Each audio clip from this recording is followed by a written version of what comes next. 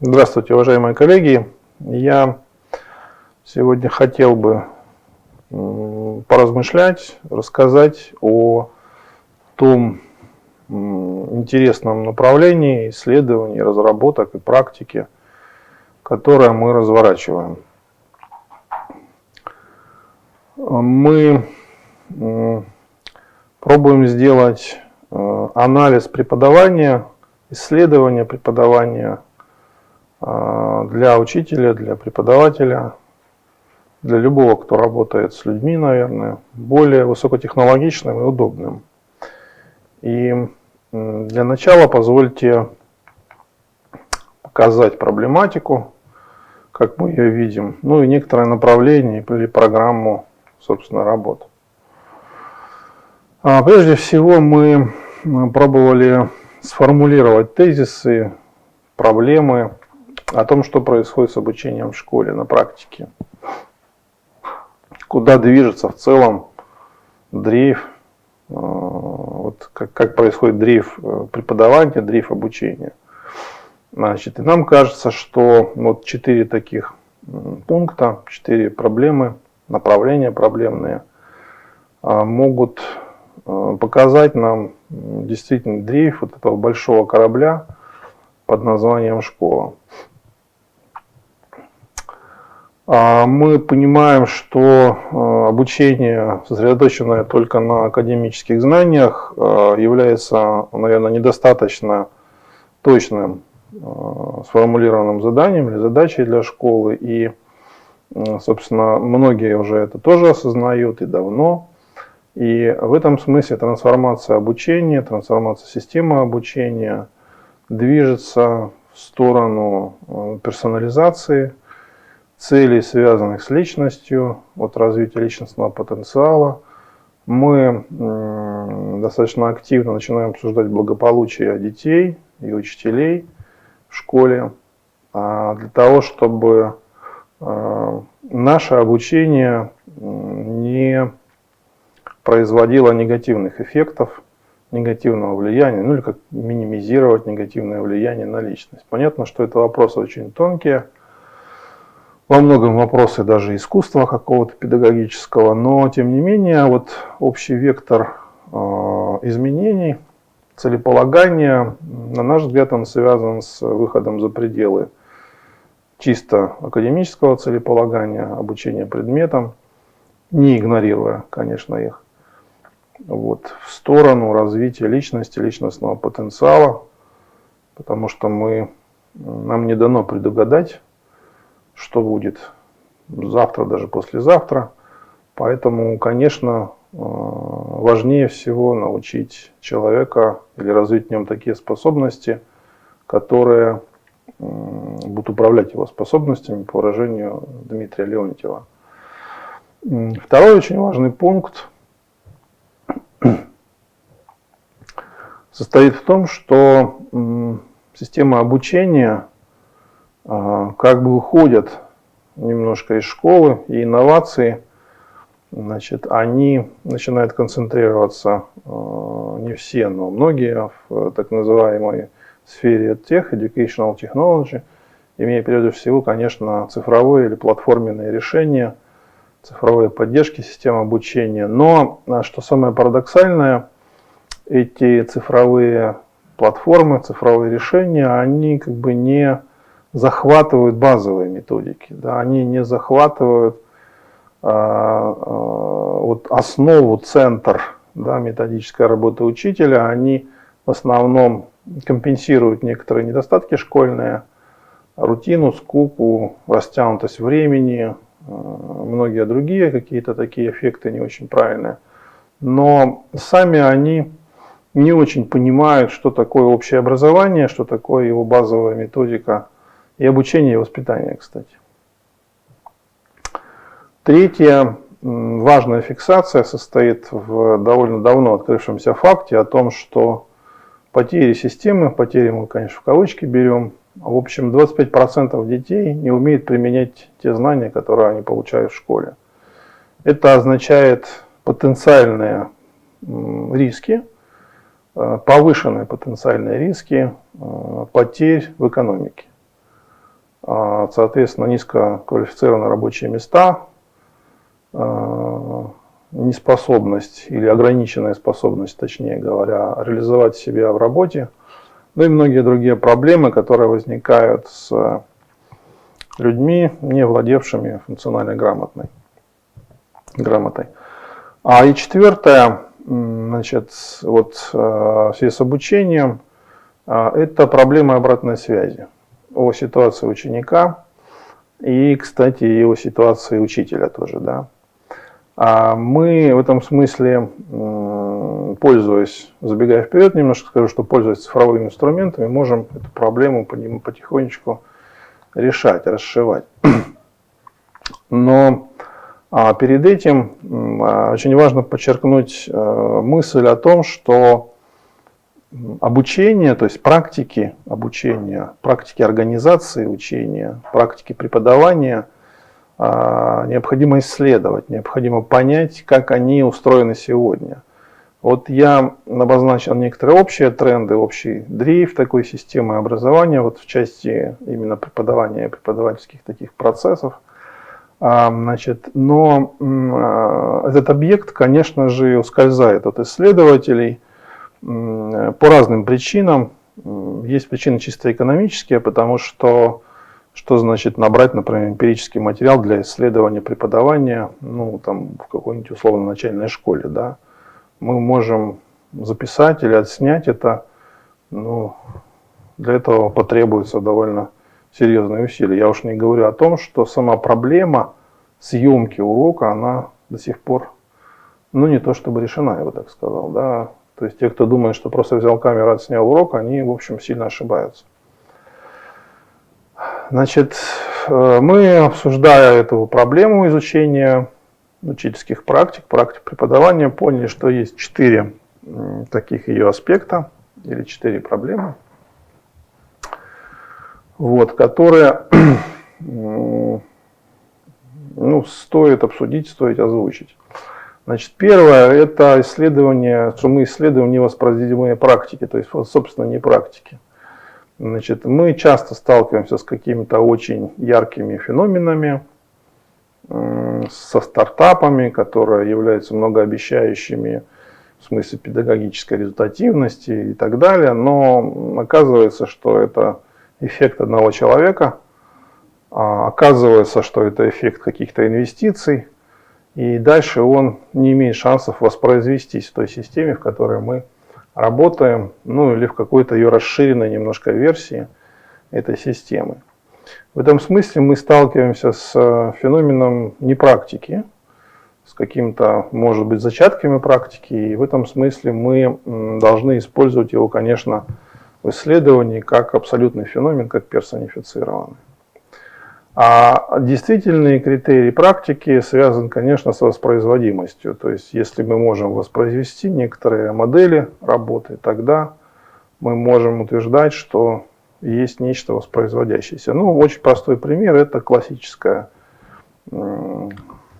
школа Каменского, советская школа, если хотите, дидактики, которые довольно хорошо описаны в советский период времени. Они, наверное, их можно исследовать, поскольку это объект, ну, более или менее однородный, скажем так. То есть, собственно, себя это и представляет.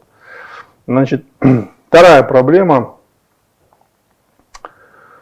связана с упрощением модели объяснения. Когда мы часто встречаем очень упрощенные объяснения того, почему у детей получается хорошие результаты академические, когда мы как-то им преподаем. Ну, например, мы говорим, что саморегуляция – это предиктор, то есть он определяет, предопределяет школьную успешность. И вывод для практиков, логический вывод, который просится: давайте все заниматься саморегуляцией, тогда всем будет счастье. Да? Или, например, там, дисциплина – это самое важное на уроке или в классе. Давайте держать дисциплину, и все будут тогда учиться, хорошо учиться. Ну и так далее. Да. Вот таких теорий, таких моделей, я бы сказал, недомоделей, их очень много. Да. И они претендуют на то, чтобы описать учительские практики целиком, но фактически берут оттуда какую-то очень небольшую часть, которая их интересует, и дальше, когда разговор начинается уже с учителем, в общем, довольно ограниченное обсуждение происходит.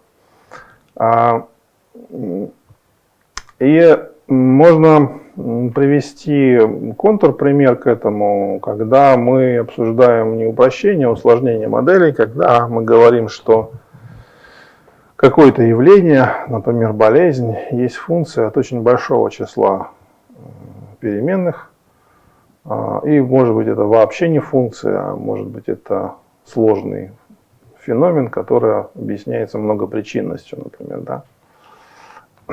Третье. Замещение описания.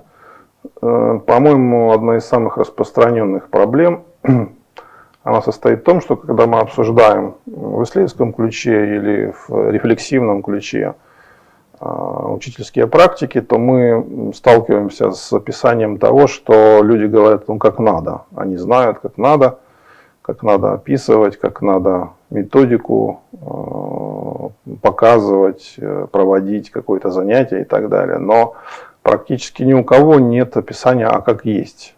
Да, как, что, с чем мы имеем дело, это, так сказать, натурально, фактически с чем имеем дело. И в этом смысле мы, конечно, имеем во многом дидактику как надо, нормативную, или описание практики как надо, нормативное описание, а не нативное, не как есть. Конечно, у нас есть в педагогике целая ветка исследовательская, которая описывает практики клинически, да, пытается подойти к ним, к их описанию с точки зрения вот такого этнографического подхода, то есть когда описывается все как есть, да, когда исследователь старается убрать как бы себя из интерпретации и набрать как можно больше фактического материала. Ну, наверное, в этом смысле идеальным таким вариантом является, когда мы записываем на видео все, что происходит, сплошная запись, да, уроков. Ну и четвертая проблема, она как раз связана с тем, что я только что сказал, это так называемый эффект наблюдателя или недоверие к исследователям. То есть, как только мы приходим к учителю на урок, либо натурально в виде живого наблюдателя, либо не совсем натурально в виде видеокамеры, то возникает эффект наблюдателя, так называемый, и учитель, конечно, хочет выглядеть лучше на видеокамере или в глазах наблюдателя, и строит урок не так, как он обычно это делает, а старается как бы подогнать картинку под социально желательную. И тогда получается, что мы наблюдаем не тот объект, который хотели наблюдать. Вот. Наверное, хорошим решением этой проблемы является исследование в действии, когда специалисты практики анализируют, размышляют и разрешают те проблемы школы, которые они сами обозначают, достигают тех целей, которые ставят сами. Тогда как бы у них и исследовательская позиция, и практическая позиция, они как бы совмещены в одном действии, но мыслительно они разъединены. Да? И в этом смысле такая форма исследования, она, вот этот феномен наблюдателя, искажения, она во многом может нивелировать. Да? И тогда мы обсуждаем не столько про образование, сколько вот для того, чтобы что-то хорошее сделать в образовании. Значит, ну и последняя, наверное, из этой группы проблем, это проблемы методов, ряд целый проблем методов. Одна из них это несамоштабность объекта и, собственно, методы в исследованиях по образованию. То есть чаще всего мы имеем дело с методами, которые берут короткий отрезок жизни человека, жизни ученика или учителя, и как бы выдергивают из контекста всей судьбы какие-то отдельные факты, какие-то отдельные закономерности. И понятно, что если мы посмотрим на какой-то поступок, который мы наблюдали, например, поступок человека в большем контексте, да, то мы получим, ну, то есть именно в большем контексте его жизни, то есть не вот сейчас посмотрели просто, да, а наблюдали его всю его судьбу, и в рамках этой судьбы, в контексте судьбы выделить поступок, то это совсем другой научный факт, чем просто вот такое отдельное изолированное наблюдение. В этом смысле, конечно, зачастую метод слишком прост для такого сложного объекта, как развивающийся или взрослеющий человек. Да? Вот я говорил про проблему наблюдателя. Вот здесь есть определенные цитаты, и не только педагоги, психологи это видят и разные другие специалисты гуманитарных профессий. Вот лингвисты, социолингвисты также наблюдают этот парадокс. Значит, при изучении языка, значит, вот часть Уильям Лабоун заметил, что носитель языка, общаясь с учеными-лингвистами и зная, что их речь будет использоваться в исследованиях, то есть это вот такое как бы рефлексивное получается зеркало самого испытуемого, неосознанно или может быть даже осознанно искажает ее, начинает разговаривать формально и неестественно. То есть фактически получается, что тогда исследователь имеет дело, ну, как минимум с искаженным объектом, если вообще не с другим объектом. Да? То есть наблюдатель влияет на полученные данные. Вот, и если бы он не был, то есть если бы человек был в своей естественной среде, то он, конечно, бы использовал обычный язык. Что еще важно? Важно, что данные выводы, которые мы получаем в исследованиях научных, имеют происхождение. То есть мы видим результаты срезов, доли, разные структуры, профили там, и так далее. Мы видим сопоставление зависимых и независимых переменных, обнаруживаем связи какие-то очень тонкие, изощренные, зачастую в очень большом объекте под названием преподавание, учебный процесс. Мы встречаемся с различными аспектами процесса обучения, учения или развития. Например, мы изучаем физиологию развития подростков отдельно, созревание мозга отдельно и так далее. Да. И мы применяем часто вот контрольно-экспериментальные группы.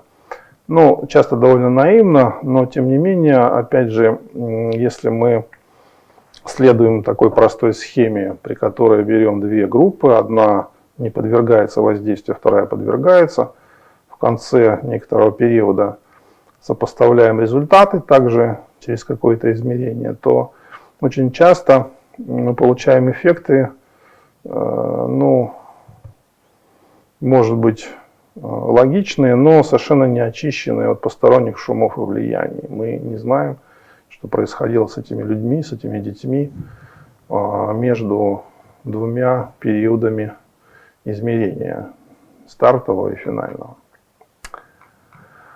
Что мы хотим? Значит, мы хотим улучшить обучение, и поэтому само исследование, сам исследовательский протокол, как мы говорим, он подчинен этим целям. Мы считаем, что исследование может выступить как некоторый аспект или как отдельная позиция и инструмент управления деятельностью. Это значит, что исследование может быть как бы вмонтировано в работу, в преподавательскую работу. Значит, мы понимаем, что школа имеет дело с целым 11-летним периодом роста ученика, в котором также остается, может быть, неотделенным влияние семьи и социального окружения. Но, тем не менее, мы видим, что и учитель, и родитель, то есть школа и родитель, это единственные игроки, скажем так, которые имеют возможность видеть весь период роста ученика. Значит, мы хотели бы, чтобы сама процедура наблюдения, исследования, процесса преподавания была более строгая, ну, как минимум, идентифицировала и отделяла данные, сбор их, обработку и интерпретацию, что в практике часто слепляется. То есть люди не расклеивают, не различают, где данные, где процедура обработки данных, где их интерпретация. Это для рационального восприятия, для рационального мышления и исследования крайне важные процедуры. Мы хотели бы понять, что в практиках как таковых, которые мы наблюдаем, ну, как бы сплошным образом, длинно, что срабатывает, как работает, как они устроены. То есть мы хотим понять, как это есть, а не как надо, чтобы это было. Да? Ну и, соответственно, в этом плане необходимо найти формы, инструменты исследовательской работы и интегрировать их в работу учителя. Итак, вот с такими предустановками, с проблематикой относительно развития школы и с проблематикой исследовательской, то есть как мы исследуем, собственно, преподавание школы, мы подошли к черте, которую можно назвать, ну, такое некоторое эскизное описание объекта исследования. Мы попробовали это сделать через идею системы разделения труда, о которой говорит Петр Щедровицкий, и которая имеет некоторое экономическое измерение. Но для нас важно подчеркнуть, что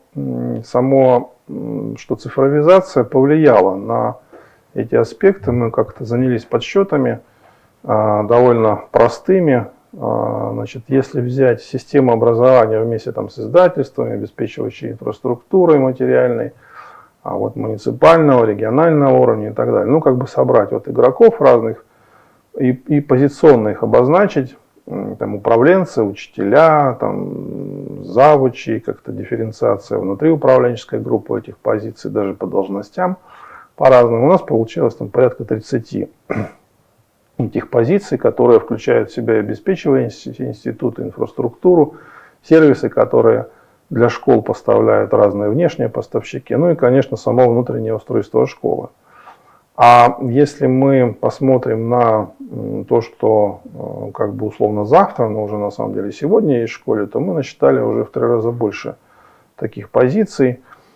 И, конечно, довольно очевидным образом меняются инфраструктура, прежде всего информационно-телекоммуникационная инфраструктура, сервисы, значит, обеспечивающие институты для школ. Они дифференцируются, они усложняются, они стремительно развиваются. Есть онлайн-платформы, онлайн-курсы, есть различные сервисы, есть консультации, есть помогающие профессии, и, в общем, очень много-много-много чего появилось. В общем, и смысл состоит в том, что мы имеем дело с усложнением системы разделения труда, таким условно-естественным процессом. И если во вчера мы задавали вопрос методический, как добиться какого-то результата, например, тишина в классе, как вовлечь предметность учеников, тренировка и так далее, то сегодня мы спрашиваем, а что работает? А что из того, что у нас практикуется в школе, действительно работает, действительно приносит результаты? Значит, после такого эскизного контекстного описания системы разделения труда и ее изменения в связи с изменением в школе, мы пробовали понять, что такое вообще учительские практики, какие они бывают. И мы обнаружили довольно простую вещь. Мы поняли, что их есть 3 вида. Первый вид практик – это эффективные. Это практики, которые описываются через язык экономии. Это значит, что в этих практиках результаты достигаются за меньше ресурсов, чем это обычно происходит, чем это принято, или чем это принято где-то в одном конкретном месте. В общем, это гипотеза экономии. Как в той шутке, я угадаю эту мелодию, значит, за 3, а не за 5 нот. Да? И это очень интересный разворот обсуждения учительских практик. Он касается, например, довольно стандартной, старой, но фундаментальной проблемы распределения часов между предметами, между учебными предметами.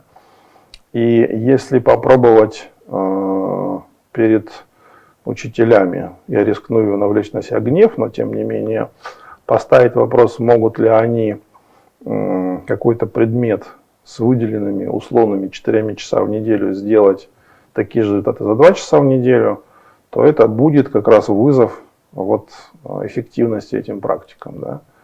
То есть мы можем переходить к интенсивным формам практик, можем переходить к изменению содержания обучения, можем переходить к другим методикам преподавания и так далее. Но в целом задачка выглядит довольно просто. То есть не 4 часа в неделю, а 2, а результаты те же самые.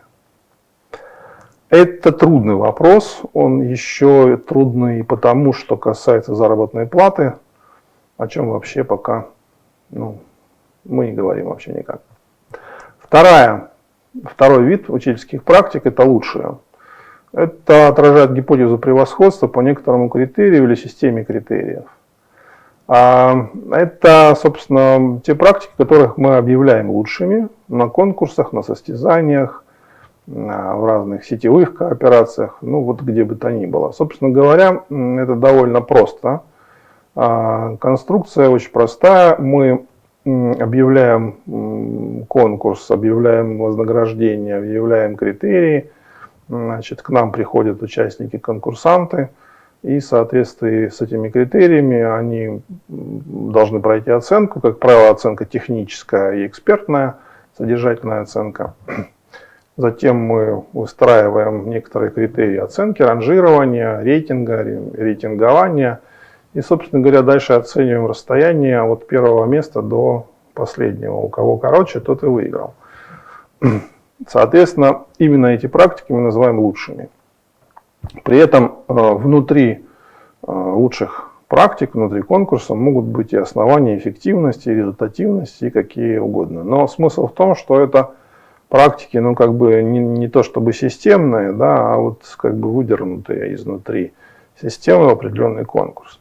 Ну и, наконец, третий вид практик, который мы, собственно, с которого мы и начали изучение, наш путь большой, это результативные практики, то есть практики, которые приносят результаты. В данном случае тоже весьма дискуссионный тезис про результативность, но мы вышли из этой дискуссии с довольно простым мнением. Мы взяли практики и школы, которые имеют устойчивые академические результаты. Мы изучали подростковую школу, 5-9 класс, это текущая успеваемость ОГЭ и ЕГЭ, как данные по школе в целом за несколько лет. Мы видим, что эти данные показывают рейтинг выше среднего по региону. Значит, мы понимаем, что школа как-то так наладила механизм работы, что он приносит все время вот эти результаты, да, академические, прежде всего, результаты. И это значит, что мы можем пойти в эти школы и понять, ответить на вопрос, а что там такого есть, что вот чем они таким заняты вместе с детьми, что у них это получается. Да? Вот. Ну и, конечно, мы отсняли больше 100 уроков, я чуть-чуть дальше про это скажу, может быть, немножко, и очень детально их изучили, стенографировали, очень подробно есть все эти описания. Да? И мы также говорили с учителями, что такое результат для них, что важно. Вот. И здесь вот есть как раз на слайде установки, которые учитель считает принципиально важными для того, чтобы преподавать. Вот это учитель из этой школы результативной. Да. Вот прошли уроки, ребенок имеет полное представление, понимание тех процессов, которые мы изучали. Это учитель географии, кстати. Да. Старшеклассники должны понимать хотя бы, что из себя представляет наша страна, как она развивается, какие процессы происходят. То есть, видите, учитель для себя формулирует тот выход, да, тот outcomes, который должен остаться после того, как он позанимается с детьми. Да. Понятно, что кроме этого есть еще и то, что там в учебнике написано или в рабочей программе по предмету у учителя, или то, что он сам берет на себя как некоторые сверхзадачи.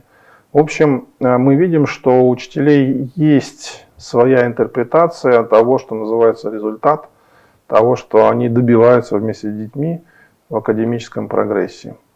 Ну и вдруг мы поняли, что для того, чтобы исследовать такие практики, мы должны отснять видео или аудиозапись, или то и другое вместе, вот как есть. Да, то есть мы даже понедельник, то есть мы целую неделю это все снимали, мы понедельник просто записи убрали, потому что люди дети и учителя пока не привыкли к этому. А как только они привыкли, это стало некоторым предметом повседневности, эти съемки, то мы эти записи, собственно, и брали и анализировали. Мы делали стенограммы, выделяя, описывая речь, то есть записывая все, что говорил учитель, все, что говорили дети, и так называемые влияющие жесты, разную экспрессию, для того, чтобы можно было восстановить ту работу, которая производилась. Мы детально изучали стенограммы эти, или так называемые транскрипты, говоря более техническим языком. Выделяли фрагменты, эпизоды, сцены взаимодействия этих акторов и разбивали их на определенные сегменты, там каждую стенограмму, и пытались понять, что происходит в этом том или ином сегменте. Значит, мы также анализировали некоторые микросегменты с попыткой понять, какой прием применяет учитель, что он именно делает вот в этом маленьком фрагменте, и присваивали ему определенный код. Ну, например, там код обозначения символических границ урока. Он мог означать и то, что ребенок отвлекся, и учитель ему делает замечание, сигнализирует о том, что он отвлекся. А также мог означать разговор между ребенком и учителем про то, что сейчас мы изучаем географию, а не историю. Да? Это тоже некоторая граница, которую активно помечает учитель. Вот. И в целом мы пробовали описать некоторые целостные паттерны, целостное поведение учителей, которые получают результаты. Ну и, собственно говоря, вот это очень важная часть нашей работы, нашей рефлексии, исследований и возможности вообще исследований преподавания, исследований обучения в школе. Мы увидели, что вот каждый из этих значков и событий, и записи, стенограммы, и сцены, и кодирование, и понимание, и действия, каждый из этих значков, он отражает некоторую фазу в исследовании, точнее даже не в исследовании, да, во многом просто в сборе эмпирического материала. Значит, и что каждая из этих фаз, при переходе от одной фазы, точнее, к другой, мы имеем достаточно серьезные потери, да, мы имеем потери по существу. Но вот я уже говорил, что события, например, записать необычайно сложно. И, наверное, высшая форма мастерства записи события – это художественный фильм. Ну и согласитесь, что вот эта вся режиссура для того, чтобы отразить смысл какого-то, да, она должна быть построена очень специальным образом. Вот. Мы пока удовольствовались двумя камерами. Одна камера стояла у доски, то есть там, где находится учитель, вторая камера напротив, у стены. И мы таким образом стенографировали события и старались писать комментарии в стенограммах, которые бы, по возможности максимально полно отражали то, что происходило в классе. Иногда это было проще, иногда это было практически невозможно, потому что дети образовывали группы, где-то там между собой разговаривали. Это не было ни видно, ни слышно ни на одной из записей. Ну, в общем, с некоторыми потерями мы получили запись. И понятно, что если вы смотрите видео, или если читаете стенограмму или транскрипт урока, у вас будут немножко разные картинки, но в целом, наверное, какие-то вещи вы будете улавливать одинаковые. Но я к тому, что переход от записи к стенограмме также имеет свои недостатки, и, собственно, переход влечет за собой некоторые тоже потери в описании события. И вот стенограмма – это уже тот материал, с которым мы начинали работать аналитически. То есть получается, что первые два перехода – это технические и гуманитарно даже технические, потому что стенограмму составляет человек, он переписывает то, что он наблюдает, то, что происходит. Остальные переходы, они уже не технические, а, собственно говоря, работа исследовательской команды, в самом исследовании. Значит, от стенограммы мы разбиваем на сцены и какие-то эпизоды. Соответственно, мы какие-то микроэпизоды или эпизоды в целом кодируем, затем понимаем, интерпретируем в целом, какую стратегию избрал учитель, какую методику он практикует, применяет и так далее. Вот. И только потом мы получаем некоторую рекомендацию на то, чтобы изменить события. Ну, например, если мы сначала сталкивались с тем, что преподаем, изучаем, как учитель ставит учебную задачу или там дает задание, проходим весь этот цикл, анализируем и видим, какие лакуны есть вот в этой работе, можем ее, соответственно, изменить и, соответственно, осуществить действия на другом основании. Таким образом, поменяв события и сделав еще один цикл записи. И такой цикл, такое исследование, такая рефлексия может показывать учителю пути самосовершенствование или совершенствование вместе с наставником. Если сравнить это с традиционной схемой, то она, как вы видите, существенно беднее. И вот то, что называется потери, здесь сильно выше, потому что традиционно мы в лучшем случае имеем дело с чек-листом или листом наблюдателя, который как-то интерпретирует происходящее, наблюдаемое, и фактически может, составив понимание, предложить некоторое другое действие для очередного урока. Да. Вот как раз хочу обратить внимание, что вот это и было, наверное, нашим одним из главных открытий, что мы поняли, как можно, как нужно в современных условиях обеспечивать исследование и рефлексию самого живого учебного процесса, вот в сравнении с тем, что происходило традиционно. Ну и дальше можно обратить внимание на то, что вот цветом раскрашено как раз то, что относится к разным кодам, к разным микроприемам, которые, значит, демонстрировали эти результативные учителя. И, соответственно, вот так выглядела вся работа по анализу уроков. Здесь стенограмма, коды, и как они описываются и интерпретируются в соответствующем ключе. У нас есть масса нерешенных задач, я на них не хотел бы останавливаться, я хотел бы обобщить, да, некоторое представление того, что здесь было изложено.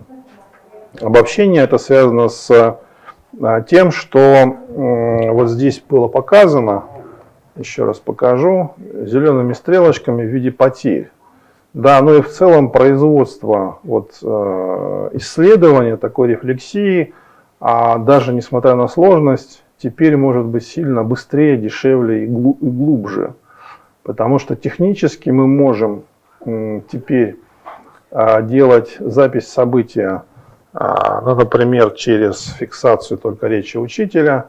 Мы можем делать стенограмму автоматизированно с помощью программ Speech-to-Text, ну и так далее. В общем, здесь вот в правом верхнем углу контур потерь средствами искусственного интеллекта, который может очень сильно облегчить работу. И, соответственно, мы над этими сервисами сейчас трудимся. Спасибо за внимание.